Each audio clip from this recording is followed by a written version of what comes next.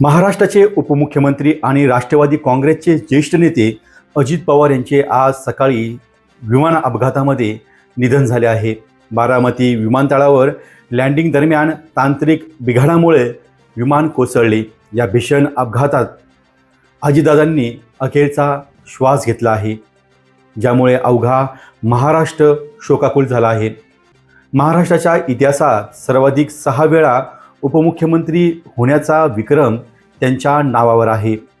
सकाळी 7 वाजता मंत्रालयामध्ये हजर होणारा मंत्री अशी त्यांची शिस्तबद्ध ओळख होती। अजित पवारांच्या जाण्याने महाराष्ट्राने एक कार्यक्षम प्रशासक आणि जमिनीवरचा नेता गमावला आहे। त्यांच्या पश्चात पत्नी सुनेत्रा पवार आणि मुले पार्थ व जय पवार असा परिवार आहे। मिळालेल्या माहितीनुसार अजित पवार मुंबईहून एका खाजगी विमानाने बारामतीकडे येत होते। सकाळी 9:15च्या सुमारास धावपट्टीवर उतरत असताना विमानाला आग लागली। स्थानिक प्रशासनाने तातडीने बचाव कार्य सुरू केले, मात्र आगीची तीव्रता जास्त असल्याने त्यांना वाचवता आले नाही।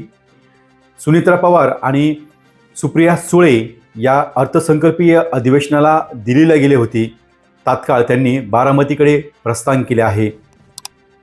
डी न्यूज वृत्तवाहिनी सामाजिक, शैक्षणिक, राजकीय, धार्मिक, सहकार, सांस्कृतिक, कृषी या सर्व चालू घडामोडींचा वेध घेणारी वृत्तवाहिनी डी न्यूज वृत्तवाहिनी, वेध वर्तमानाचा।